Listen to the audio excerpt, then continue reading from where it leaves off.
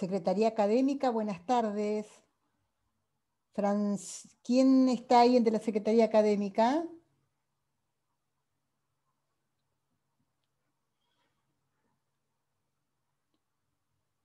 Hola, buenas tardes. ¿Hay alguien de la Secretaría Académica?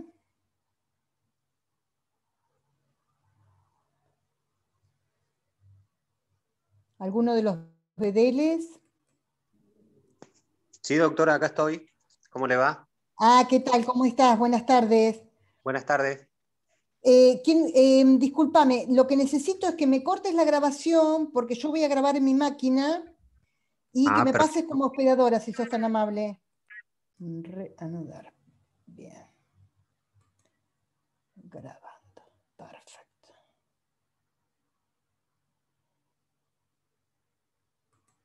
Bueno.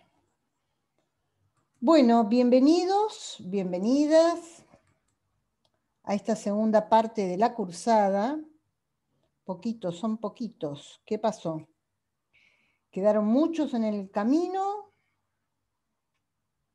o estamos llegando un poquito tarde?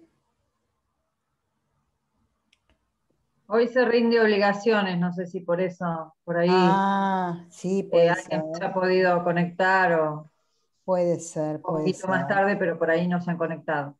Bien. Bueno, vamos a dar inicio a esta segunda parte de la cursada. Y lo que vamos a intentar es abordar algún par de temas que realmente son temas que interesan a la actualidad, digamos, temas actuales, donde lo que buscamos en realidad es tratar de formular alguna especie de debate en torno a los mismos, ya que son todas cuestiones, ustedes saben que en derechos humanos todas las cuestiones que abordamos son cuestiones que ustedes las pueden palpar, las pueden percibir, las pueden experimentar de manera personal, ¿vieron? No son temas que digamos, para ustedes les van a resultar totalmente extraños, sino por el contrario, son cuestiones que hacen a la vida cotidiana, porque precisamente estamos hablando de los derechos a los cuales deberemos acceder todos y cada uno de nosotros. Entonces, en esta segunda parte, nosotros vamos a tratar de abordar una cuestión, digamos, uno de los aspectos, porque es bastante difícil poder sumar tanto contenido, ¿sí? Porque en derechos humanos la verdad que el contenido es sumamente amplio, entonces es muy difícil por ahí abordar todos los temas en profundidad. Yo solamente quiero que tengan algunas determinadas líneas para que puedan, al momento del parcial, hacer una especie de ubicación, ¿no? Visual, respecto de los temas que son más importantes. Nosotros vamos a comenzar a hablar de lo que se denominan los derechos personalísimos. Es probable que ustedes en la primera parte de la cursada hayan visto alguno de ellos. Es probable que ustedes hayan relacionado alguno de ellos, como puede ser si es que han abordado el tema de libertad de expresión. Yo no sé hasta dónde ustedes llegaron a abordar ese contenido. Bien, no, me dice, Isabel me dice que no. Bien, entonces, es probable que ustedes aborden estas cuestiones relacionadas a la libertad de expresión en esta segunda parte, y entonces ahí también van a poder relacionar varios de los derechos personalísimos a los que hay que hacer referencia. Cuando nosotros hablamos de derechos personalísimos o derechos de la personalidad, en realidad estamos hablando de derechos que corresponden, por supuesto, a todo ser humano en cuanto tal, como todos los derechos humanos de los que somos titulares, y esos derechos el hombre los posee desde el momento de su nacimiento, por supuesto, y hasta el momento de su muerte. Estos derechos son los que le permiten de alguna manera desenvolverse, ¿no?, en la vida social y hacerlo en un marco de dignidad, que es en definitiva el fin último que se pretende para que, digamos, la titularidad de los derechos tiene como destino fundamental esto, ¿no? En materia de derechos humanos, alcanzar la dignidad. Cuando hablamos de derechos personalísimos, en doctrina podríamos identificar varios de ellos. Podríamos hacer un raconto, podemos hacer un detalle, una enumeración, que probablemente se nos vayan a escapar varios, ¿no? Pero a grandes rasgos, cuando hablamos de derechos personalísimos, hablamos del derecho a la vida, del derecho a la integridad corporal, del derecho a la libertad, del derecho al honor, del derecho a la intimidad, del derecho a la imagen, del derecho a la identidad. Estos últimos que yo les mencioné, que tienen que ver con la intimidad, que tienen que ver con el honor, que tienen que ver con la imagen, con la identidad, generalmente los abordamos relacionándolos con otro derecho, que es el de la libertad de expresión, ¿sí? Porque son como no condicionantes, pero sí íntimamente vinculados. Ustedes vieron que en materia de derechos humanos hay una interrelación que es bastante difícil poder desdibujarla, ¿no? Poder abrirla, porque lo cierto es que cada uno de los derechos que abordamos necesariamente tienen relación con otro y son sustento y se alimentan de otros. Pero estos que tienen que ver con la intimidad, con el honor, habitualmente nosotros tratamos de encararlos por el lado de la libertad de expresión porque les va a dar a ustedes por ahí un poco de luz, ¿no? a una aplicación en concreto. En la bolilla número 7, o el módulo número 7, que es el que a mí me toca abordar, lo más probable es que nosotros, digamos, podamos abordar estos derechos personalísimos en lo que tiene que ver con la integridad, en lo que tiene que ver con la libertad, fundamentalmente, ¿sí? Porque van a ver que vamos a hablar de tortura, vamos a hablar de desaparición forzada de personas, vamos a hablar de determinadas cuestiones que hacen al derecho a la vida en un marco muy genérico, pero digamos que son como las piezas fundamentales que vamos a tocar, por lo menos en ese módulo. Todos los derechos personalísimos que yo les acabo de mencionar, y seguramente de alguno de ellos me he olvidado, van a aparecerles a ustedes consagrados en la Declaración Universal, por supuesto, en el Pacto Internacional de Derechos Civiles y Políticos, en la Convención Americana de Derechos Humanos, o Pacto de San José de Costa Rica, ¿sí? También en la Convención de los Derechos del Niño, porque ustedes vieron que hicimos mucho hincapié en la primera parte, donde al niño se lo toma como sujeto de derechos y como tal es titular de, obviamente, también los derechos personalísimos de los que vamos a tratar. Pero bueno, están, digamos, vistos desde un lugar diferenciado debido a la vulnerabilidad que tienen y como una especie de, digamos, protección mayor para lograr la igualdad que se le da a los niños, por lo menos en la Convención. Y así a un montón de otros grupos vulnerables que también se los trata, digamos, de darle un derecho con un plus para poder equiparar, ¿no? O llegar a esta igualdad de que tanto hablamos. Fíjense ustedes que todos estos derechos personalísimos, les decía, están tutelados en los tratados internacionales que forman parte del artículo 75, inciso 22 de la Constitución Nacional como protección supranacional, pero también van a aparecer para ustedes mencionados y también van a aparecer, digamos, de alguna manera poniendo un énfasis en la legislación interna. Y cuando yo menciono legislación interna, podemos ir ni más ni menos que al Código Civil y Comercial, ¿sí? Recientemente reformado. Y entonces, el Código Civil y Comercial va a ustedes mencionarles, en alguno de sus artículos, va a hacer mención también a estos derechos personalísimos. Por ejemplo, si ustedes recurren al artículo 51 del Código Civil y Comercial, van a ver que se habla de la inviolabilidad de la persona humana, ¿no? Y esta inviolabilidad es tal en cualquier circunstancia. Y esta inviolabilidad, digamos, tiene que ver con un respeto al reconocimiento de la persona humana, tiene que ver con un respeto a la dignidad de la persona humana. Y este artículo 51, en definitiva, lo que hizo, ¿no?, fue plasmar sintéticamente algo que la jurisprudencia y, por supuesto, la doctrina venían hablando desde hace mucho tiempo, ¿sí? Digamos, todo lo que consagró jurisprudencialmente, perdón, la Corte Suprema de Justicia de la Nación, luego se ve plasmado en este artículo 51. ¿Y qué es lo que, digamos, dice la Corte Suprema de Justicia de la Nación en este sentido?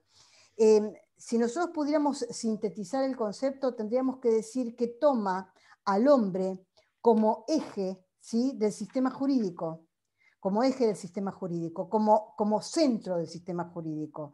El hombre es, digamos, en tanto fin en sí mismo, le da esa categoría la Corte Suprema de Justicia. Más allá, obviamente, de la naturaleza trascendente, de la inviolabilidad de la persona, digamos, lo que tiene que ver con la constitución de un valor fundamental respecto de los valores que cumplen un rol instrumental, ¿sí? Porque, digamos, el instrumento tiene que ver con las cuestiones que nosotros utilizamos para lograr un determinado fin, y en ese sentido el fin último sería alcanzar la dignidad de la persona humana, y para ello nos vamos a valer de un montón de instrumentos, entre los cuales, por supuesto, están estos derechos personalísimos que hacen al fundamento básico para que el hombre pueda lograr la dignidad. Si no, por supuesto que no lo podría hacer de ninguna manera. Esto la Corte lo dijo en numerosas oportunidades, pero seguramente ustedes deben recordar un fallo que generalmente se menciona en muchas otras materias de la carrera, y que es el fallo Bahamondes del año 1993, viejo, muy viejo. ¿Lo recuerdan? ¿Lo vieron? ¿Lo sintieron alguna vez? ¿No? ¿Alguien nunca se los mencionó este fallo Bahamondes?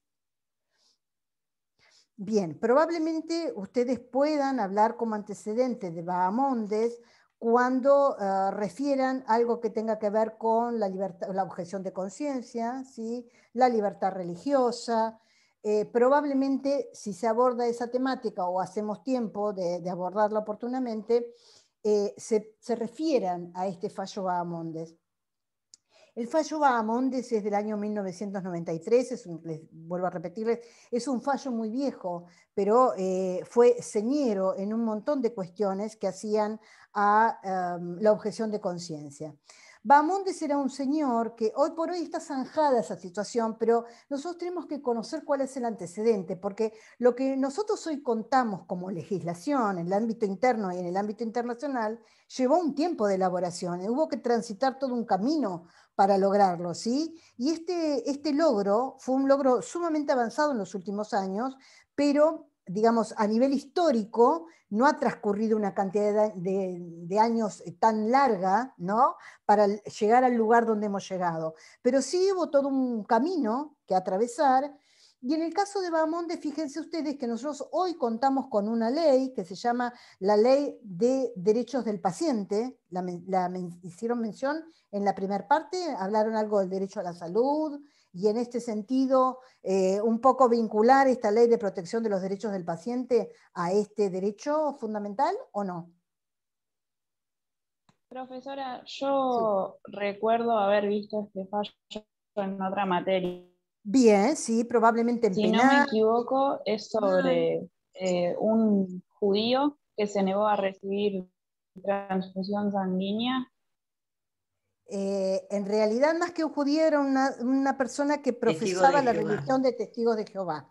Exactamente. Testigos de Jehová, exacto. De eso se trata. Sí, eso era un señor que era testigo de Jehová. Hoy por hoy yo les decía que por ahí ha caído como un poco en desuso, ¿no?, el mencionar esta cuestión, porque está zanjado por la Ley de Protección de Derechos del Paciente, y en esta Ley de Protección del Derecho del Paciente, yo, como individuo, tengo la posibilidad de aceptar o no aceptar tal o cual práctica médica. Pero esto es de hace poquito tiempo, no es de hace mucho tiempo. Digamos, todo lo que tiene que ver con la medicina y su historia paternalista, recién hace muy poquitos años atrás aparece un poco a desmoronarse. Pero hasta la aparición de esta ley hubo muchos fallos que fue necesario mucha jurisprudencia recorrer para que se diera relevancia a la voluntad de los individuos cuando tenía que realizarse determinado tratamiento médico. Hoy por hoy, vuelvo a repetirlo, ante la existencia de esta ley, yo puedo expresar mi voluntad, necesito prestar lo que se denomina un consentimiento informado respecto de las prácticas que se van a realizar sobre mi cuerpo, y esto antes no sucedía. Antes, digamos, la medicina actuaba obviamente en base al juramento hipocrático, y en base a esto actuaba como creía lo mejor para el paciente desde el punto de vista médico. Pero estas cuestiones que tienen que ver por ahí con la libertad religiosa era bastante difícil que se pudieran atender. Este señor Bahamondes era un testigo de Jehová. Los testigos de Jehová no aceptan las transfusiones de sangre, y entonces estaba internado en un hospital de Ushuaia, y los médicos, ante la negativa del señor a hacerse esta práctica, la cual para la medicina era necesaria a efectos de poder avanzar en el tratamiento médico, los médicos presentan un pedido de autorización ante la justicia, ¿sí? Lo cierto es que transcurren las distintas etapas, ¿no?, del procedimiento, se llega hasta la Corte Suprema. Cuando se llega a la Corte Suprema habían transcurrido muchos años, 4, con lo cual la llegada a la Corte Suprema ya había transformado su actuación en lo que se denomina inoficiosa, ¿sí? O es cuando, digamos, queda zanjada la cuestión, ya no tiene sentido abordarla porque ya había sido resuelta. El señor para ese entonces se había mejorado, no había recibido la transfusión sanguínea y había sido dado de alta, ¿sí? Pero, digamos, se tornó en inoficiosa por una demora en la justicia y por tener que transitar hasta el último peldaño, digamos, de recursivo, y se llega a la Corte Suprema. Sin embargo, la Corte Suprema, digamos, si bien no era necesario que se expidiera, trata un poco el tema porque consideró que era importante abordar esta temática, y lo que entendió también es que era sumamente necesario respetar la libertad religiosa, y si no fuese en el término religioso, respetar lo que establece el artículo 19 de la Constitución Nacional, que consagra nuestro derecho a la intimidad. Esto sucede en muchísimas otras cuestiones, inclusive hasta el cuatrimestre anterior tenían ustedes publicados ahí en el aula virtual el tratamiento del caso Fall, ¿sí? Este caso Fall que sirvió como antecedente para todo lo que tiene que ver con la ley de aborto. Hoy por hoy, esa cuestión, vuelvo a repetirles, ha sido zanjada como fue zanjado el tema por la Ley de Protección de los Derechos del Paciente en Bahamondes. Pero para ello hubo que transitar toda una historia, ¿no?, jurisprudencial y doctrinaria, y de discusiones éticas y de discusiones que tienen que ver con los valores en estos temas para poder ir avanzando.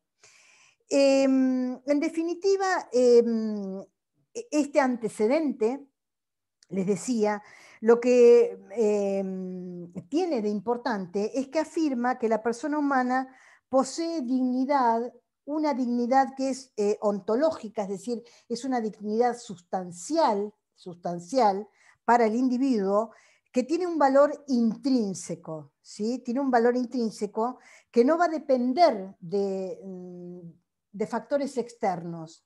Es un valor intrínseco que hace que cada uno de nosotros seamos titulares inherentes de un montón de cuestiones que exigen que se nos las respete para que podamos realmente, digamos, ser humanos íntegros, ¿sí? Porque si no, nuestra situación de humanidad estaría un tanto yo le dije, puesta en tela de juicio. El artículo 51, les decía, habla de esta cuestión de la inviolabilidad y tiene como antecedente ese fallo Bahamondes, que hoy por hoy no tendría mucho sentido hablar, pero sí que fue necesario para que podamos llegar al día de la fecha. Y por otro lado, también tenemos el artículo 52 del Código Civil y Comercial, que refiere un poco a esta temática, porque contempla todo lo que tiene que ver con el supuesto de daños a los derechos de la personalidad, ¿no? Que es lo que estamos mencionando. En realidad, habla de daños de los derechos a la personalidad, pero fíjense ustedes que deja de lado todo lo que tiene que ver con el derecho a la vida, lo que tiene que ver con el derecho a la integridad física y lo que tiene que ver con el derecho a la libertad. Precisamente las cuestiones que nosotros vamos a abordar en este tema. Pero no quiere decir con esto que el Código Civil y Comercial de la Nación Argentina no tenga en cuenta estas cuestiones, sino simplemente nos va a reforzar la postura de que estamos hablando de una enumeración meramente enunciativa y no taxativa. Entonces, cuando el artículo 52 lo que intenta abordar, digamos, cuando aborda los derechos de la personalidad, lo que intenta es reforzar todo lo que tiene que ver con una tutela anticipada, anticipatoria, preventiva. ¿Sí? ¿Vieron cuando en medio ambiente hablábamos de esto de la prevención? Porque también cuando hablamos de los derechos de la personalidad, lo preventivo es lo importante, porque cuando se vulneran estos derechos, el daño que se genera es bastante difícil de poder indemnizarlo, es bastante difícil de poder sanearlo, entonces hay que cumplir todo un rol preventivo. Esto es muy importante en materia de derechos de la personalidad. Yo les diría que los derechos de la personalidad en general tienen como determinados elementos que son condicionantes o que se tienen que cumplir para que pueda hacerse uso de su disponibilidad, ¿sí? Porque el titular de ese derecho es quien puede disponer del mismo, y por eso es que si estamos hablando, por ejemplo, del derecho a la salud, vamos a hablar de un asentimiento de manera expresa, así lo exige la Ley de Protección de los Derechos del Paciente. Vamos a hablar de una interpretación restrictiva en cuanto al asentimiento que plasmemos y que demos en una cuestión, por ejemplo, de salud. Y también hay un tercer elemento que tiene que ver con la revocabilidad.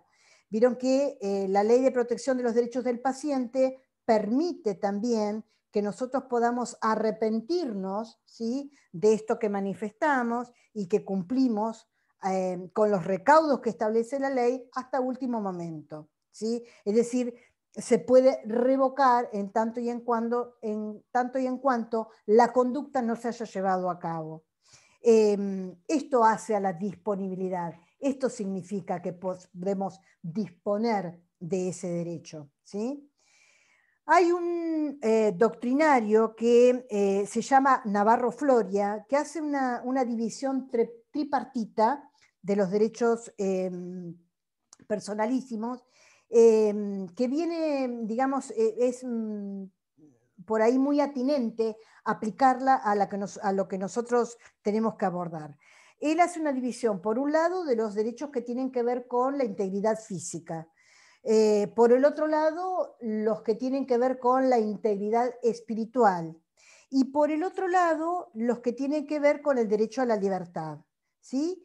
Y fíjense que esta división tripartita precisamente es la que nosotros tendríamos que abordar, porque dentro de la integridad física tenemos que ver lo que está relacionado con el derecho a la vida o el derecho de vivir, y que es el que trae todos los debates actuales en esta materia. Todo lo que tiene que ver con la protección penal de la vida humana, todo lo que tiene que ver con la indisponibilidad de la vida propia y de la vida ajena, ¿sí? Es indisponible. Nosotros somos titulares de los derechos, pero muchos de ellos, no, digamos, no es que podemos hacer utilización del mismo como queremos, ¿sí? El derecho a la vida es un derecho indisponible, tanto de la vida propia como de la vida ajena. Y tiene sus limitaciones, ¿sí? Hay debates que tienen que ver con el inicio de la vida, que tienen que ver con el aborto. Hoy por hoy, obviamente, a raíz del dictado de la ley de aborto, hay determinadas cuestiones que ya no vamos a hablar. Miren, durante todos estos años que hemos incursionado en todos los conceptos que tienen que ver con los derechos humanos, y cada vez que hemos abierto una cruzada al respecto, han ido apareciendo nuevas cuestiones y han habido otras que hemos dejado de lado porque ya no tienen sentido. Fíjense que cuando nosotros recién empezábamos a dar esta materia, todo el debate que tenía, digamos, relacionado con el aborto, era una cuestión que estaba en boga en todas las cursadas y debatíamos permanentemente este tema. Aborto sí, aborto no, los que estaban a favor, los que estaban en contra. Bueno, hoy por hoy nos tenemos que atener a lo que nos habla la normativa vigente y entonces esas cuestiones por ahí ya no las tratamos tanto porque no tiene mucho sentido. Por otro lado, por ejemplo, el tema de la pena de muerte tampoco ya se aborda tanto. Hasta hace un tiempo hablábamos mucho del tema de la pena de muerte y la postura abolicionista y la postura no abolicionista respecto del tema, porque, bueno, recién, digamos, empezaba a entrar por ahí en vigor alguna de las convenciones y entonces recién se empezaba a hablar del principio de progresividad en esta materia, cosa que hoy por hoy ya prácticamente esto también no tiene mucho sentido hablar porque tenemos, digamos, bien arraigado el concepto de que no existe posibilidad alguna de implementación de la pena de muerte en nuestro ordenamiento jurídico, porque hemos suscrito el Pacto de San José de Costa Rica y porque deberíamos, digamos, denunciar ese tratado internacional para nosotros poder hablar de esta cuestión. Entonces no tiene mucho sentido. Digamos, si nos atenemos a la lectura del Pacto de San José de Costa Rica, nos vamos a dar cuenta que no podemos hablar de implementación de la pena de muerte, sino por el contrario, tenemos que tener bien en claro que la conducta que establece este Pacto de San José de Costa Rica es una conducta abolicionista progresiva respecto de este tema. Y que aquellos países que vayan adhiriendo al mismo, obviamente tendrán que tener esta conducta, si no, no tendría sentido. Entonces, bueno, van apareciendo temas que ya les digo, se dejan de lado con el transcurso del tiempo porque la legislación va de alguna manera avanzando respecto de estas cuestiones y por ahí ya el debate no tiene mucho sentido. También tiene que ver con cuestiones relacionadas, por ejemplo, a la fecundación extracorpórea, ¿sí? A las distintas técnicas de reproducción humana asistida. Es otro tema que está relacionado con la integridad física. Inclusive la doctrina entiende que el nuevo Código Civil y Comercial no ha dejado, digamos, muy resuelto este tema, ¿no? de las técnicas de fecundación o las técnicas de reproducción humana asistida. Todo lo que tiene que ver con la experiencia o la experimentación de embriones humanos, también es un tema que hace a la integridad física. Todo lo que tiene que ver con el fin de la vida y el suicidio es un tema que refiere a esta cuestión de la integridad física. Lo que tiene que ver con la eutanasia y la prolongación de la vida, la prolongación artificial de la vida, por supuesto. Lo que tiene que ver con los enfermos terminales, lo que tiene que ver con la prestación del consentimiento, ¿no? en los tratamientos médicos, por ahí el proyecto de vida, la prohibición de la tortura.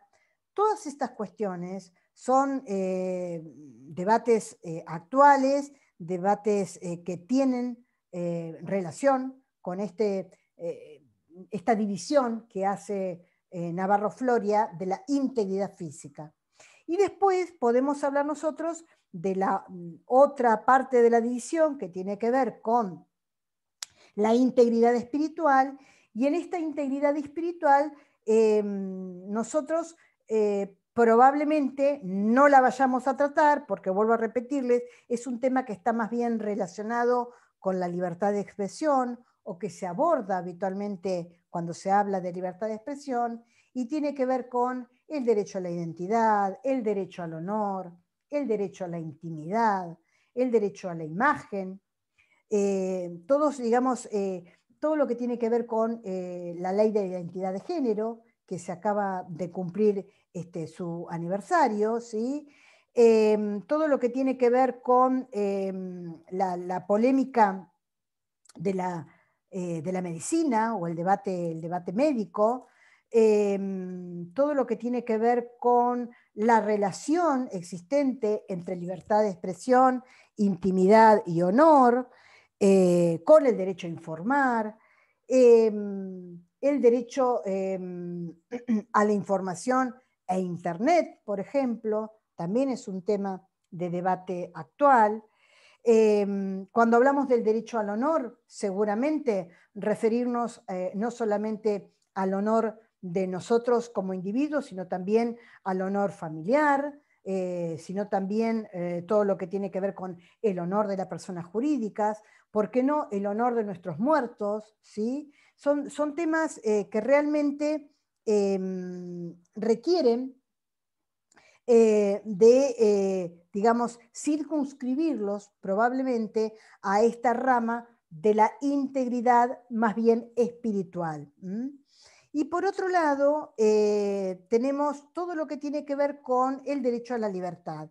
Y cuando nosotros hablamos de la libertad, hablamos de la libertad de conciencia, hablamos de la objeción de conciencia, hablamos de la libertad de domicilio, hablamos de la libertad de matrimonio, y por supuesto que hablamos de la libertad ambulatoria. Entonces, cuando nosotros hablamos de libertad, tiene que ver con una prohibición total y absoluta de la esclavitud, ¿sí? Y que ustedes dirán, y hablar de esclavitud en esta época no tiene mucho sentido, pero sin embargo van a ver que existen lo que se denominan las nuevas formas de esclavitud, ¿sí? De la sociedad moderna. Entonces, eso nos invita a reflexionar de que la esclavitud todavía no ha terminado. Si bien no son estos esclavos que nosotros veíamos en las películas históricas, ¿no?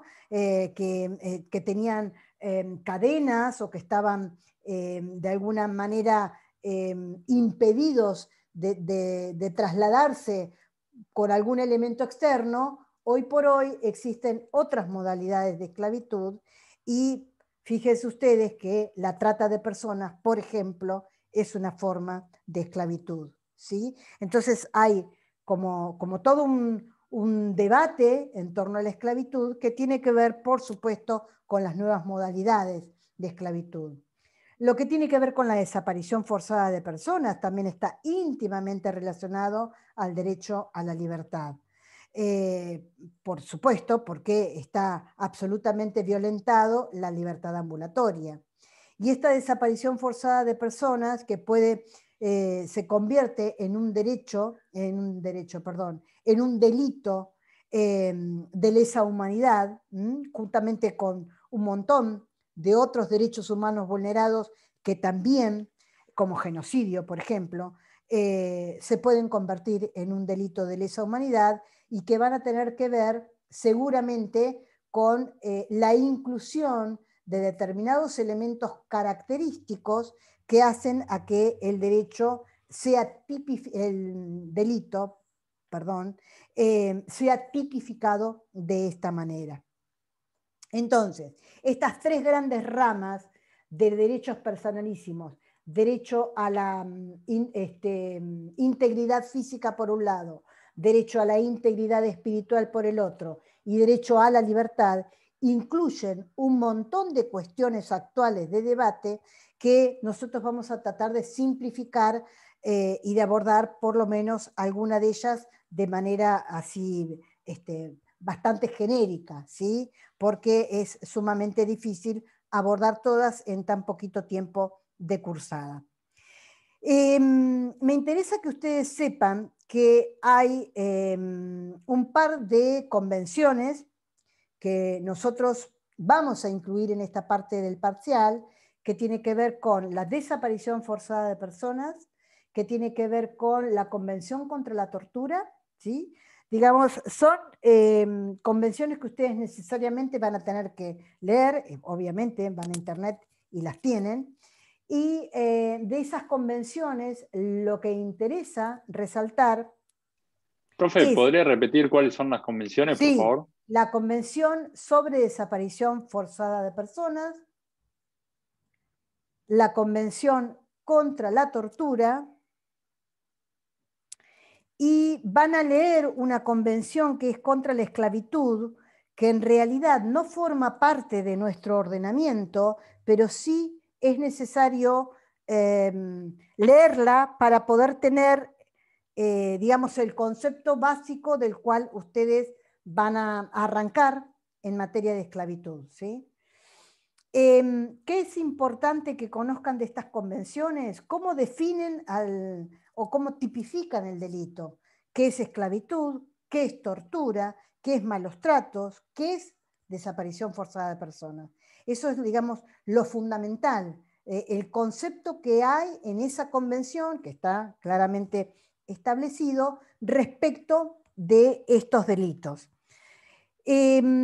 Ustedes van a ver que en todas las convenciones nosotros tenemos, digamos, como una especie de sistema protectorio en materia de derechos humanos que tiene que ver, por un lado, con los órganos que han sido creados, por ejemplo, por la Carta de Naciones Unidas, ¿sí?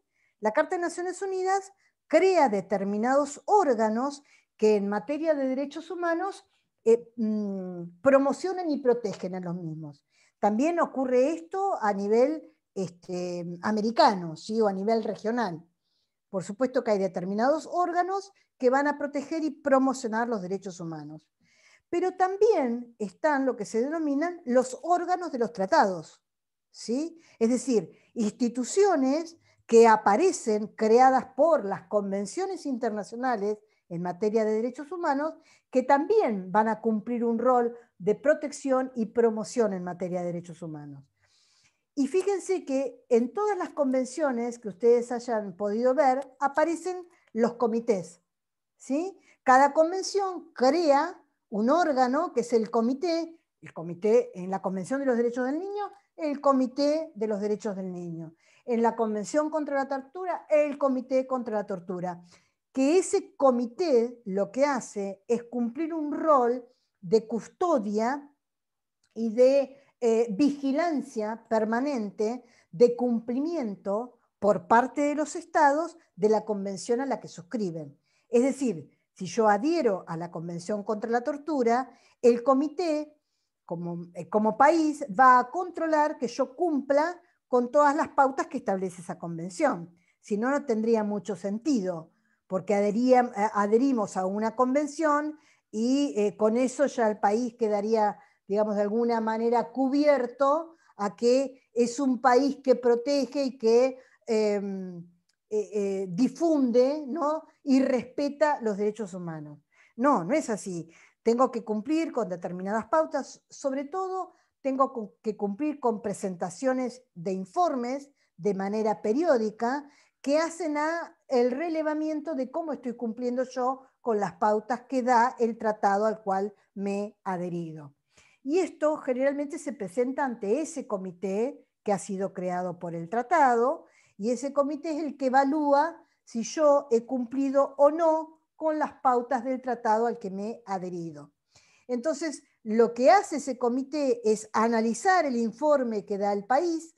Habitualmente son cada 4 años, ¿sí? La mayoría de las convenciones, digamos, lo establece en este tiempo.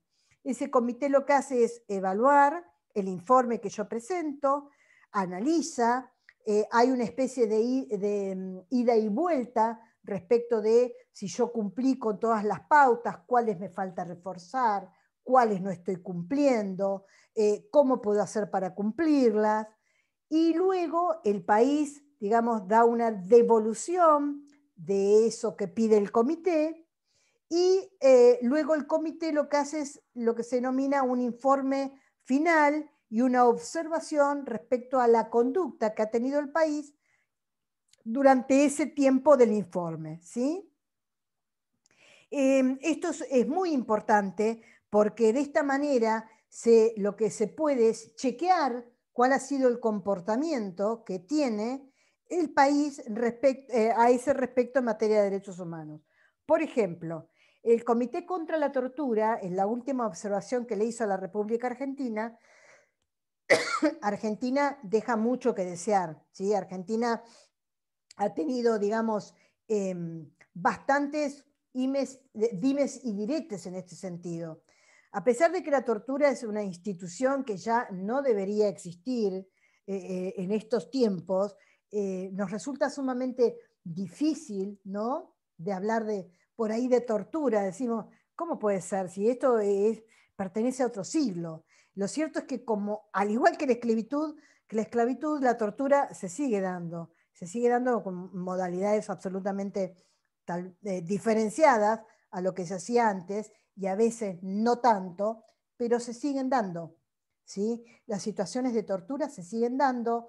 Argentina, digamos, ha tenido que lidiar mucho con esta cuestión, y todavía lo está haciendo, porque tiene que ver con, de alguna manera, tratar de combatir toda una estructura muy antigua, ¿sí?, en estas cuestiones, que data por ahí de las épocas dictatoriales que ha tenido la historia argentina.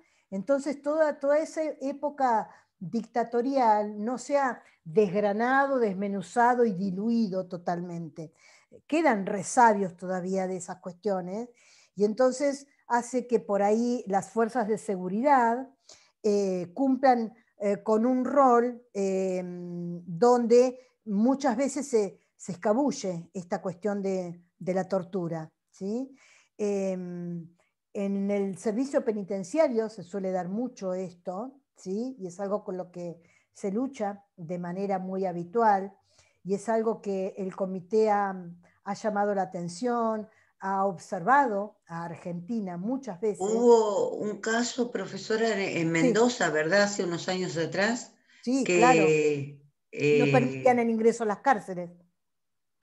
No sé qué pasó, pero que fue llamada la atención a Argentina por la Convención Interamericana. Exacto. Argentina, digamos, en materia de torturas, ha incumplido muchas veces con la Convención contra la Tortura, porque, vuelvo a repetirles, en el sistema penitenciario se siguen dando comportamientos, ¿sí?, que obviamente no dejan de ser tortura, ¿sí? Las debemos llamar por su nombre, así lo dice el comité inclusive, porque tenemos la tortura y tenemos los malos tratos, ¿sí?, o los tratos crueles, inhumanos y degradantes, es el nombre completo de la convención.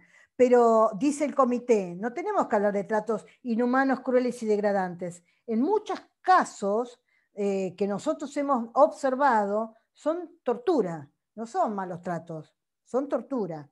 Les decía que por ahí las autoridades de los servicios penitenciarios, inclusive los mismos internos, cometen entre ellos actos de tortura.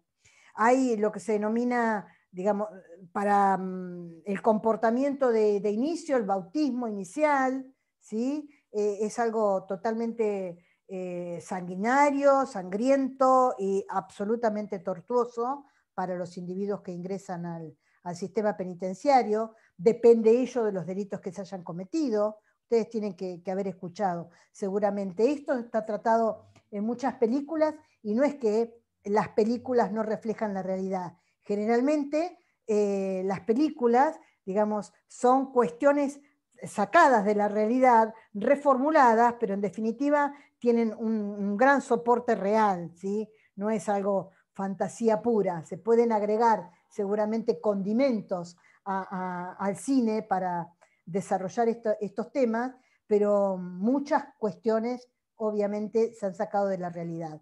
Tiene que ver mucho con también el Comité contra la Tortura y el Subcomité contra la Tortura, que se agrega a posteriori, donde se cumple un rol, digamos, de vigilancia un poquito más palpable, más efectivo, que es la visita, ¿sí?, a los distintos centros de detención. El Subcomité contra la Tortura tiene esa función específica de visitar los distintos centros de detención. Y entonces en esas visitas a los centros de detención, muchas veces Argentina ha violado la convención porque no ha permitido el sistema penitenciario el ingreso de parte de las personas que van a cumplir con este rol. Entonces no pueden... Doctora, sí. Disculpe que la interrumpa. No, sí, por favor. El informe este final y la observación que se hace del comité a, digamos, tal estado, ¿es cada cierto tiempo definido? Sí, cada cierto tiempo definido. Habitualmente, digamos, está establecido por convención que los informes que se presenten al comité se hagan cada 4 años, ¿sí? De todas maneras, Argentina no ha dado cumplimiento muchas veces con ese tiempo pautado. En el caso del Comité contra la Tortura, la presentación de su informe fue muy a destiempo y, digamos, fue muy reacia a poder dar cumplimiento, no solamente con el tiempo, sino con las observaciones que después hizo el comité respecto de determinadas conductas que estaban teniendo, por ejemplo, en los centros de detención. Les digo los centros de detención porque es donde se da con mayor asiduidad este comportamiento. Pero no solamente se da en estos lugares, sino también puede darse en los lugares de privación de la libertad, que tiene que ver, por ejemplo, con lugares de salud mental, ¿sí?, o que tiene que ver con lugares donde se hospedan personas de tercera edad. Digamos que hay como distintos aspectos, distintas formas donde el Estado puede tener este tipo de comportamientos en personas que están privadas de su libertad, entre comillas. A veces es porque están cumpliendo con una sanción penal, pero otras veces están privados de su libertad por una situación ajena a la comisión de un delito, ¿no? Las personas por ahí que están internadas... Formosa, como gobernación, ¿está incumpliendo en los derechos humanos? Sí, ¿Está por incumpliendo supuesto. sobre la pandemia? Por supuesto, y aparte creo que ya lo ha dicho inclusive la Convención Americana, en la Comisión de Derechos Humanos. Porque fueron de los derechos humanos, pero no sé qué... Claro, porque ocurre esto que hablábamos nosotros en las primeras clases, que cuando hay una denuncia en materia de derechos humanos hacia un organismo internacional, el organismo internacional lo que hace es enviar, ¿sí?, un relator, o enviar a una comisión particular, ¿sí?, para que pueda evaluar y indagar respecto de la denuncia en particular, ¿no? Lo que se denominan las visitas in loco, las visitas en el lugar. Sí, por supuesto. Lo que pasa es que, bueno, hay también todos temas políticos, un trasfondo político en las cuestiones que a veces resulta bastante difícil poder abordar la temática con claridad. Ustedes recuerden que en Formosa lo que ocurrió fue, creo que el secretario de Derechos Humanos acudió en una primera instancia y manifestó que no había vulneración alguna de derechos humanos, cuando la situación era más que evidente, ¿no?, que hay una vulneración al respecto. Pero bueno, son procesos que llevan su tiempo, hay que producir toda la prueba y eso lleva su tiempo para luego emitir un dictamen en ese sentido. Yo de lo que les estoy mencionando ahora no tiene que ver con situaciones en particular que seguramente van a poner en movimiento otro tipo de procedimiento, que es lo que se denomina procedimientos especiales. yo les que les estoy haciendo mención respecto del comité es de los informes o de la rendición de cuentas, digamos, habitual, normal, y dentro de, sin que se den estas situaciones de conflicto que, vuelvo a repetirles, abren el resorte de otro tipo de procedimientos. Perdón, profe. Sí. ¿Esos serían casos extraordinarios como lo que está pasando en Colombia? Claro, son situaciones que ameritan, activan los procedimientos especiales en materia de, obviamente, de organismos internacionales, pero que escapan a la situación, digamos, normal. En la situación normal, todos los países deben comunicar y puede que haya más o menos irregularidades, pero son dentro de un procedimiento que ya está previsto de una manera. En cambio, en estas situaciones en particular, como puede ser Colombia, como puede ser Formosa, como digamos en distintos países, aparecen los procedimientos especiales, ¿sí? Que es donde ponen, ponen en movimiento este tipo de actuaciones de parte de Naciones Unidas, de parte de la Comisión Interamericana, depende de donde se haga la denuncia, ¿no? Si es ante un organismo del sistema americano, del sistema regional o del sistema internacional. En este caso, les decía del Comité contra la Tortura, se hizo mucha mención respecto a que era necesario reformular todo lo que tiene que ver con la educación en materia de derechos humanos dirigido a las fuerzas de seguridad. Porque lo que entiende el comité es que hay como gran resabio de la dictadura militar, donde el comportamiento de muchos agentes o integrantes de las fuerzas de seguridad tienen arraigado o internalizado, por llamarlo de alguna manera, ese comportamiento. Entonces hay que tratar de educar en pos de una conducta en materia de derechos humanos, ¿sí? Entonces, seguramente ustedes pueden haber escuchado que hoy por hoy las fuerzas de seguridad, por ejemplo, el servicio penitenciario, recibe formación en este sentido, en materia de derechos humanos. Esto con el objetivo claro de, obviamente, no vulnerar los mismos. Yo les decía en los primeros encuentros que uno de los principales motivos de violación en materia de derechos humanos es el desconocimiento. Entonces, si nosotros formamos a todos los individuos con conocimiento claro y concreto en materia de derechos humanos, es probable que internalicen ese concepto y no vulneren tanto los mismos. Entonces hay toda una política en este sentido de tratamiento de las fuerzas de seguridad para evitar que se continúen cometiendo actos de tortura, por ejemplo. Tiene que ver también con un montón de otros factores que no solamente están relacionados con el comportamiento de los individuos a cargo de las fuerzas de seguridad. Tiene que ver, qué sé yo, con un montón de políticas de Estado. Por ejemplo, el hacinamiento en las cárceles es uno de los motivos, digamos, más característicos o más claro de que se van a cometer violaciones de derechos humanos.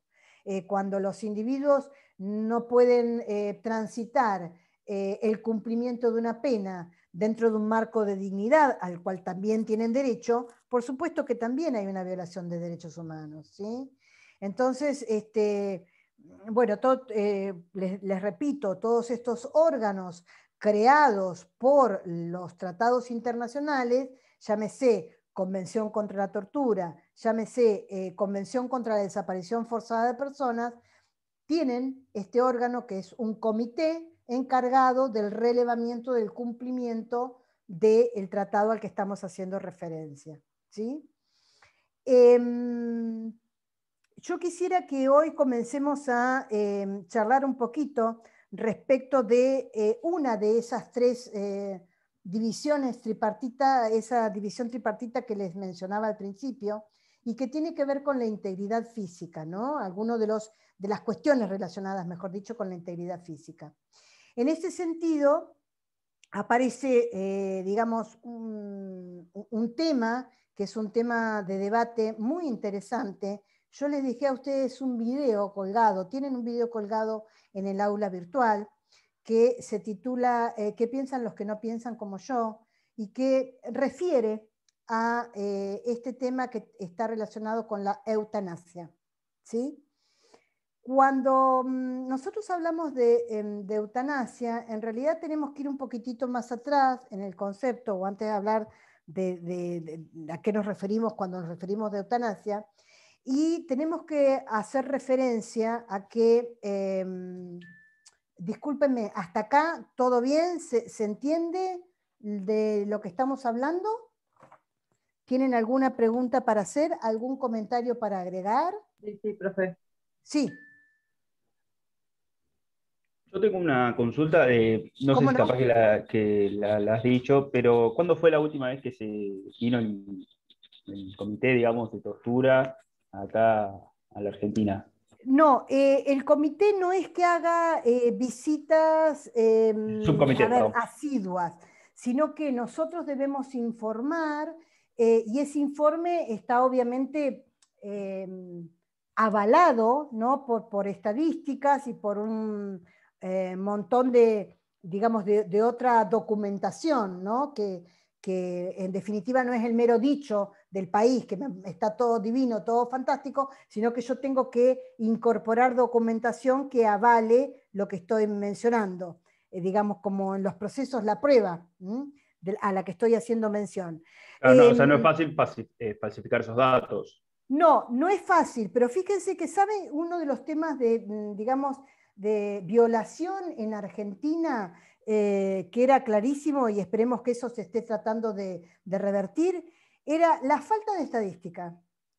Pequeño detalle, no teníamos estadísticas y entonces el hecho de no tener estadística no nos permite mostrar, ni sanear, ni clarificar, ni transparentar absolutamente nada.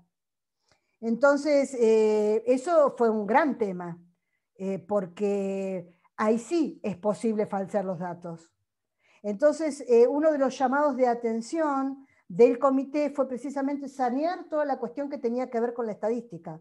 La estadística es algo fundamental para la transparencia de un país, del nuestro, de cualquier otro, ¿no?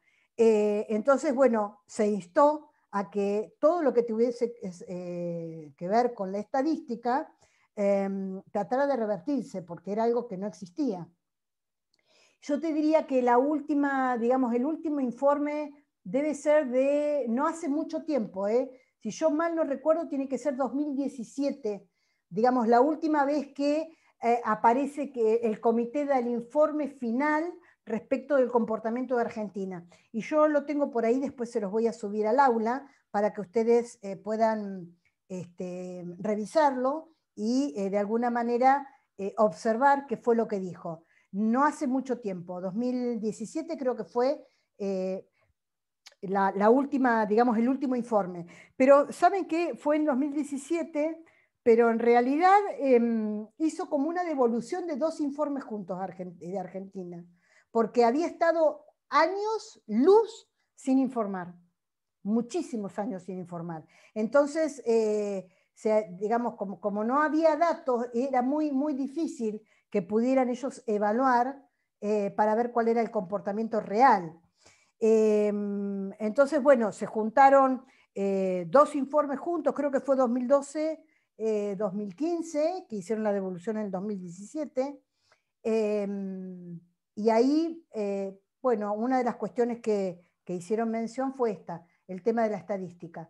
Si no fue el año pasado que teníamos que informar nuevamente la situación, fue 2020, 2021, por ahí debemos estar más o menos en tiempo como para poder informar qué hicimos de eso que nos dijeron que hagamos.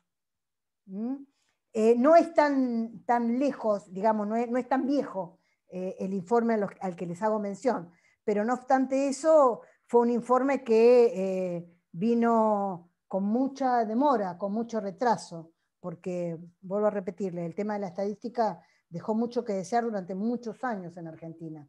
Entonces, esto no nos permite evaluar absolutamente nada. Yo creo que es 2017, los voy a subir después al aula para que ustedes, al que le interesa, lo pueda leer, y sobre todo para que puedan hacer una síntesis de cuál es el estado de situación actual, ¿no? Que es en definitiva lo que importa, para ver si tenemos la posibilidad de revertirlo, y si hacemos algo en pos de revertirlo o no, seguimos quedando cruzados de brazos. ¿Mm? ¿Algo más? Bien. Les voy a pedir entonces que ustedes miren este video, ¿sí?, que está colgado al aula para la próxima clase, porque la idea es que podamos de alguna manera dialogar respecto de los sentires de cada uno de ustedes cuando vean el mismo. Porque son, digamos, testimonios personales, son testimonios reales, y entonces por ahí el hecho de escuchar el testimonio de alguien que ha sido protagonista de alguna situación de las que nosotros lo que pretendemos abordar, es muy importante para saber, para que podamos expresar una opinión al respecto. Las opiniones, digamos, difieren, por supuesto, en todo lo que tiene que ver con nuestra escala de valores, nuestra postura religiosa, filosófica. No vamos a tener todos la misma opinión. Todas las opiniones son absolutamente respetables, por supuesto, porque existe la libertad de opinión, pero es como que a veces podemos emitir la opinión a secas, pensando, imaginando, y la emitimos de una manera diferente si escuchamos y de alguna manera empatizamos y nos tratamos de poner en el lugar del otro, ¿no? Para entender por qué el otro opina lo que opina, y yo no necesariamente voy a opinar lo mismo, pero de alguna manera que me da el fundamento del por qué opino diferente. Entonces, bueno, un poquito la idea de ese video es que ustedes puedan analizar situaciones reales, ¿no? Testimonios reales que nos ayudan a formarnos una opinión con un poco de mayor fundamento. Les decía que es importante que podamos abordar un tema como la eutanasia. Para hablar de eutanasia, nosotros tenemos que saber que hace un ratito yo les mencionaba, la Ley de Protección de Derechos del Paciente viene después de una larga historia que en definitiva concluye, o trata al menos, de concluir con la idea de una medicina paternalista. No hace mucho tiempo, y por lo menos en mi generación, lo que decía el médico era palabra santa. Es más, hasta hoy les diría que es una ciencia donde es muy difícil incursionar, donde no todos tenemos esos conocimientos. Fíjense que difiere mucho del derecho. Ustedes deben haber experimentado. De derecho saben todos hablan de derecho, opinan de derecho, qué está bien, qué está mal, sabiendo o dejando de saber. Pero de medicina es como algo bastante más de privacidad de una determinada, de un determinado conocimiento. Entonces, hasta no hace mucho tiempo, lo que opinaba el médico era palabra santa. Y no se discutía de ninguna manera la opinión médica. Hoy por hoy contamos con esta Ley de Protección de Derechos del Paciente que nos da la posibilidad de que el médico nos explique y ponga en palabras que nosotros podamos interpretar respecto de una situación médica determinada, para poder tomar una resolución respecto de nuestro cuerpo, respecto de una decisión a un tratamiento para nosotros, con lo que se denomina prestar un consentimiento informado, es decir, prestando el consentimiento una vez que nos hayan dicho de qué se trata y hayamos interpretado lo que el médico trata de decirnos, ¿no? Entonces, pero bueno, para eso transcurrió mucho tiempo. Y hubo todo digamos, una revolución científico-técnica que no es de mucho tiempo atrás, es de los últimos 50 años. Los últimos 50 años hubo una gran revolución científico-técnica que pone en vilo toda una cuestión cultural, moviliza toda una cuestión cultural. Y es más, aparecen por ahí otras ramas que a algunos les dan autonomía, a otros no, pero bueno, por ejemplo, aparece la bioética, ¿sí? La bioética que trata de alguna forma de poner paños de agua fría o tratar de encontrar un punto de equilibrio cuando la técnica y el derecho, o la ciencia y el derecho se ponen en gran discusión. Entonces aparece la bioética, que es una ciencia que, digamos, está apoyada por la teología, por la biología, por el derecho, por digamos, muchas ciencias que tratan de darle soporte para buscar respuestas a cuestiones que por ahí no tienen una única respuesta, o la respuesta que tiene pone desequilibra, ¿no? Desequilibra porque es una respuesta que hace a una cuestión de valor fundamental, y entonces digamos, es bastante difícil de abordar. Por ejemplo, el tema de la eutanasia es una de ellas, sin duda alguna. Entonces aparece, les decía, la bioética, porque lo que aparece es como una pregunta en cuanto a si son dignas, la ética, son dignas y éticas, mejor dicho, la muerte y el morir. Cuando nosotros hablamos de muerte y hablamos de morir, hablamos de dos momentos diferentes, porque hablar de muerte es un instante, la muerte ocurre en un instante determinado, en ese instante. En cambio, el morir, estamos hablando de un proceso que lleva ineludiblemente a la muerte, ¿sí? Es decir, estamos hablando como de dos momentos. Pero cuando hablamos de muerte y hablamos del proceso de morir, entra en juego toda la cultura occidental, que no es la misma, no es igual a la cultura oriental, ¿sí? Digamos, si ustedes hablan con un hindú y hablan con cualquier persona latinoamericana, no tienen el mismo sentido de la muerte. Hablan con un budista, tampoco tiene el mismo sentido de la muerte, ¿sí? Entonces, toda la cultura occidental lo que, digamos, ha transparentado es que necesita que ese proceso de morir sea un proceso intervenido, ¿sí? Es decir, interviene la ciencia médica, interviene la medicina, no es algo que el ser humano transita de manera natural.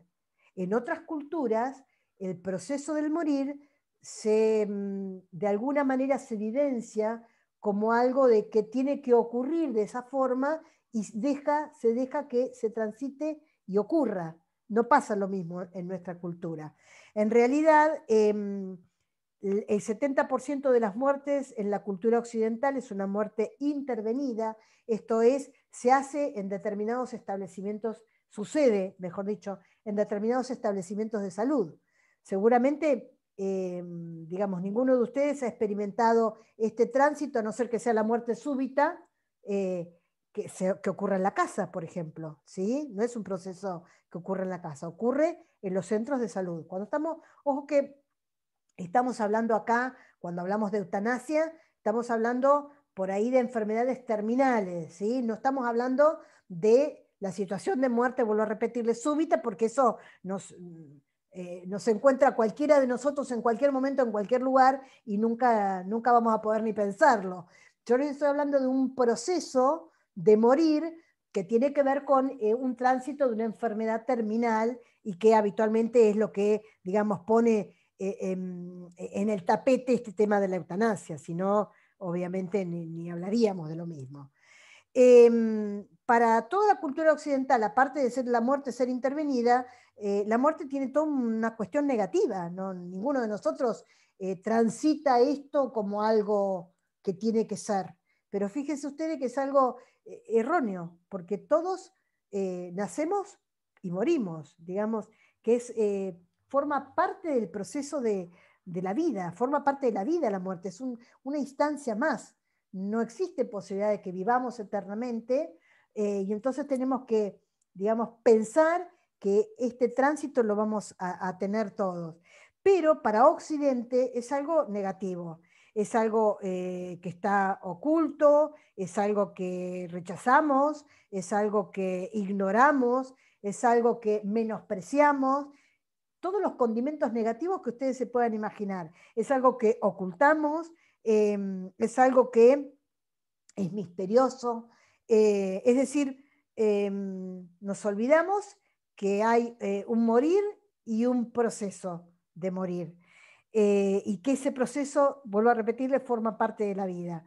Pero tenemos que mirarlo de esta manera para poder de alguna forma evaluar el sentir del moribundo. Si no, no lo podemos evaluar. Tenemos que tratar de posicionarnos en ese lugar, porque vamos a tener que ver cómo se debate este derecho a una muerte digna, cómo en esta situación vamos a respetar también el derecho a la vida, y cómo en esta situación todos tenemos derechos a ejercer libremente nuestra voluntad, ¿sí? Es decir, tenemos que expresarla de alguna forma. Entonces, en principio tenemos que saber que hay distintos tipos de muerte, ¿sí? Todo esto necesitamos de alguna manera abordarlo para luego poder ver de qué se trata la eutanasia, porque si no, es como que no podemos pensar de qué estamos hablando si no sabemos ni siquiera qué tipos de muerte hay.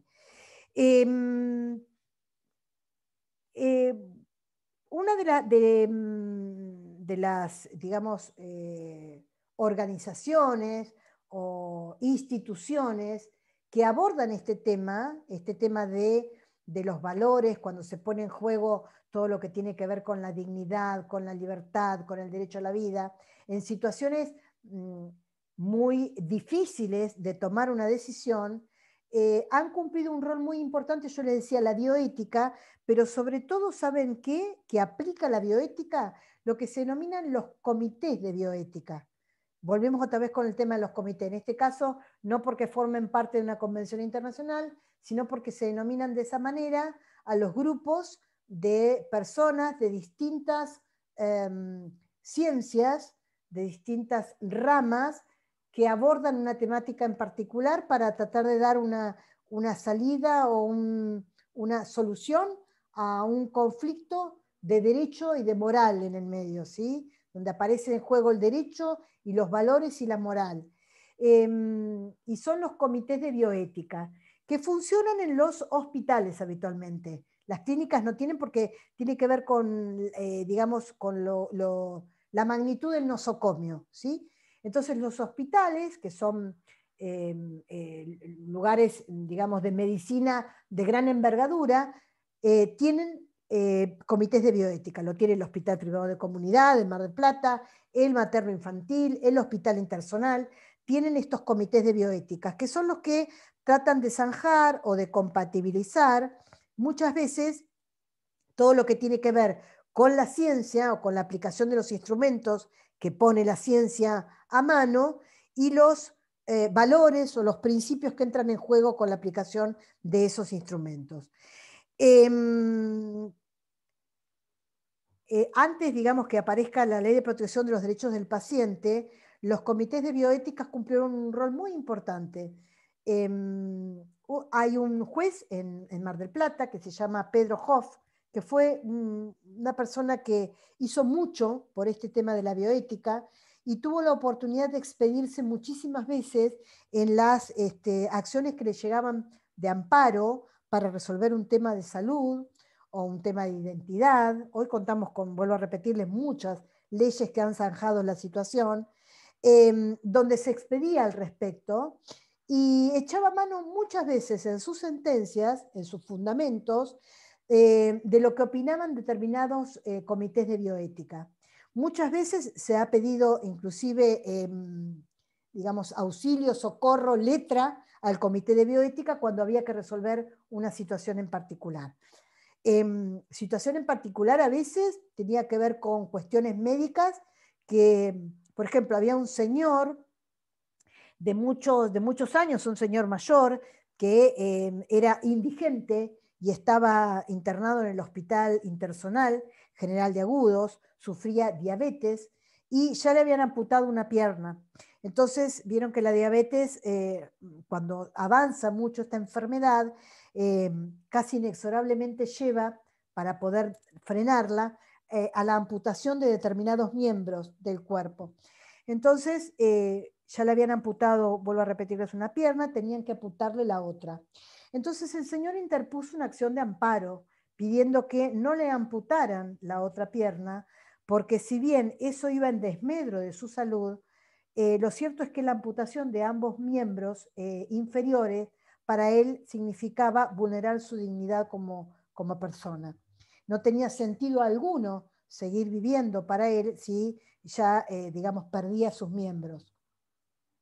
Entonces interpuso una acción de amparo y el doctor Pedro Hoff en esa oportunidad, vuelvo a repetirles, no existía la ley de protección de los derechos del paciente, sacó un fallo donde analizó toda la cuestión de muerte digna y entendió que si inexorablemente el individuo iba a morir, ¿sí? Porque no es que con la amputación de este otro miembro el señor iba a sanar o iba a tener una calidad de vida extraordinaria, simplemente era prolongar un proceso que iba a tener un determinado desenlace y no podía preverse otro. Entonces, bueno, hizo lugar al amparo y entendió que el señor tenía pleno derecho a vivir una vida digna, lo que le quedaba de vida, y que entonces la ciencia no tenía que intervenir en esto, y buscó para eso, vuelvo a repetirles, apoyo en lo que opinaron los comités de bioética, que también opinaron lo mismo, ¿sí? Como también hubo cuestiones o casos por ahí de aborto por anencefalia, muchas situaciones que tienen que ver sobre todo con la ciencia médica, ¿sí? Cuestiones de salud fueron resueltas a través de la opinión de comités de bioética. Hoy contamos con esta ley que de alguna manera el comité de bioética se dedica por ahí al estudio o al debate de otras cuestiones de valores y principios que por ahí no están relacionadas ya con una decisión individual que nos apoya hoy el ordenamiento jurídico. Pero en ese tiempo esto no era posible, ¿no? Y entonces, bueno, el rol de los comités de bioética fue muy importante. Les decía que es tan cultural lo de la muerte, que fíjense ustedes que antes, en la antigüedad, la gente se preparaba para morir. Es decir, era un acontecimiento que había que tener plena conciencia, inclusive había una plegaria, ¿sí? Del medioevo que decía, líbrame Señor de la muerte súbita. Líbrame Señor de la muerte súbita. Esto quería decir que las personas no querían morir de una manera rápida como se intenta hoy. Hoy vieron que es todo rápido, inclusive el proceso de morir. Todo, tiene que ser todo rapidito sin que me dé cuenta de lo que está aconteciendo. Antes la idea era que teníamos que prepararnos, teníamos que ver cómo íbamos a resolver todo lo que la herencia, si la teníamos, o las disposiciones de última voluntad, por llamarla de alguna forma, no necesariamente que vayamos a dejar algo material, pero sí lo que queríamos, que cómo se quería que fueran el despedir los restos, cómo se pretendía que, digamos, que fuera este tránsito con el apoyo de los seres queridos, que fuese en la casa, tener tiempo para pedir perdón, para armonizar la familia, digamos, un montón de situaciones que no tienen nada que ver con nuestra cultura occidental. Hoy por hoy todo tiene que ser como bastante rápido y sin darse cuenta. Por eso es que la eutanasia ha cumplido un rol o aparece, ¿no?, en un rol preponderante en este sentido. Les decía que para esto tendríamos que saber nosotros qué tipos de muerte hay. Y entonces, en primer lugar, podemos hablar de la muerte clínica. Y en segundo término, de la muerte celular. La muerte celular va a continuación de la muerte clínica, ¿sí? Es decir, nuestras células mueren a posteriori, que desaparecen nuestros signos vitales en nuestro cuerpo físico. Entonces ahí tenemos ya dos tipos de muerte. Ahora, dentro de la muerte clínica podemos hablar de una muerte aparente o de una muerte real. Cuando hablamos de muerte aparente, hay tenemos que cotejar determinados, digamos, signos clínicos para saber que la misma existe, esta muerte aparente, que se llama trípode de Bichat. Trípode de Bichat. Si lo hablan con cualquier médico, le va a poder mencionar de qué estamos hablando. Ese trípode de Bichat está compuesto por la cesación de la circulación, la cesación de la respiración y las alteraciones de conciencia. ¿Sí? Esos tres signos son los que conforman el trípode, el 3 de Bichat. ¿Qué ocurre? Faltan estos signos, pero puede haber una reanimación, por eso les hablo de muerte aparente, que puede ser espontánea o puede ser inducida y no llegamos a la muerte. ¿Sí? Ahora, hay una muerte real cuando a esos tres signos que les menciono, circulación, respiración y alteraciones de conciencia, aparece otro que es la falta de actividad eléctrica en el electroencefalograma. Falta de actividad eléctrica. Entonces, cuando se dan esos cuatro signos, obviamente la muerte es definitiva. No es posible recuperarlo ni siquiera con reanimación. Ahora bien, también podemos hablar nosotros de muerte cerebral, y en este caso tendríamos, por un lado, lo que es la muerte de la corteza cerebral y por otro lado, la muerte del tronco encefálico. Cuando hay muerte de la corteza cerebral y ésta perdió su función, es lo que ustedes conocen como estado de vida vegetativa. ¿Sí? Ahora, cuando la muerte es del tronco, inexorablemente se, digamos, lleva como consecuencia la muerte de la corteza cerebral. ¿Sí? La muerte de la corteza cerebral sin la muerte del tronco aparece este estado de vida vegetativa que puede ser prolongado o no tan prolongado, pero si tenemos la muerte del tronco cerebral, inexorablemente vamos a la muerte de la corteza y ahí es definitiva y no tenemos posibilidad alguna de retorno. En la muerte en estado vegetativo es también bastante difícil el tema del retorno. Lo que pasa es que hay toda una cuestión en torno al mismo, que bueno, ha habido situaciones que por ahí son algunas, ¿sí? En particular, pero no es que esto sea lo habitual. De todas maneras, ¿para qué nos importa a nosotros saber esto? Nos importa primero porque contamos, por ejemplo, con una ley de trasplante de órganos, ¿sí? Que es sumamente importante poder chequear los signos vitales, ¿sí? Antes de realizar una donación. Y es muy importante porque si ocurre una muerte encefálica, es una de las situaciones donde va a haber un mantenimiento de los órganos de manera mecánica, porque para poder mantenerlos si es que hemos hecho una donación. ¿Sí? Digamos, en ese sentido, el soporte vital no es para prolongar el estado de muerte anencefálica, sino para prolongar la vida de esos órganos que vamos a donar. O también ocurre cuando la muerte anencefálica se produce en una mujer embarazada, y para preservar entonces la vida del feto, también el soporte vital es importante. Digamos que son las dos excepciones donde no es posible el quitar el soporte vital, o no es posible que digamos que quiten el soporte vital, ¿sí? Porque en cualquiera de estas dos situaciones es necesario para que se pueda lograr con el cometido. Bueno, después tendríamos que nosotros hablar un poquito de los enfermos terminales y a qué nos referimos cuando hablamos de enfermo crónico o de enfermo crítico y de enfermo terminal, para que podamos entonces ahí recién hablar de eutanasia, de ortotanasia o de distanasia, ¿sí? Que son por ahí como las tres patas de este dilema que tanto afecta a la humanidad y sobre todo, vuelvo a repetirles, a la cultura occidental.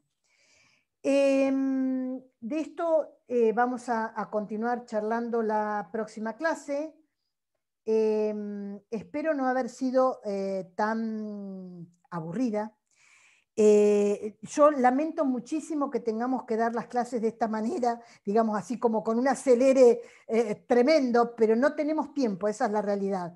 No tenemos tiempo prácticamente para nada, por eso es que quería avanzar lo que más se pudiera en la clase de hoy, vamos a tratar de avanzar un poquito más en la siguiente, pero sí lo que quiero en la clase siguiente es que podamos charlar nuestros puntos de vista una vez que ustedes hayan visto el video, ¿sí? Que en definitiva es lo que un poquito nos enriquece más que esta charla, este monólogo que yo pueda hacer por esta vía. Y es muy difícil también tratar de zanjar el monólogo cuando estamos en la virtualidad. La verdad es que se torna muy difícil. Si nosotros estuviésemos en la presencialidad, por ahí existe como más posibilidad de interrelacionarse, de que ustedes puedan pausar y levantar la mano, y esto a veces en la virtualidad resulta un poco difícil hacerlo, ¿sí? Así que bueno, por eso les pido mil disculpas cuando a veces es una especie de acelere en dar la clase para poder avanzar. Sí, perdón. ¿Alguien quería decir algo? Bien. Bueno, entonces por hoy vamos a dejar acá, nos vamos a encontrar la próxima clase, y ya les pido por favor que se tomen un momentito, no porque es un video un poquito largo, ¿sí? Lleva una horita, pero ustedes calculen que es una hora de clase para poder escucharlo. Tomen nota sobre todo de las posturas, ¿sí? De los distintos estamentos que van a escuchar hablar, y cuéntenme cuál fue el relato que más les impactó y por qué, y si en ese relato ustedes, digamos, vieron, les modificó en algo lo que pensaba o reforzó en algo lo que ya tenían decidido. ¿Sí? Bueno, chicos, vuelvo a repetirles, mil disculpas por el acelere, pero no hay muchas alternativas. Que tengan ustedes muy buenas tardes y nos vemos el lunes que viene. Gracias. Buena semana. No, por favor. Gracias, profe. Chao. Adiós.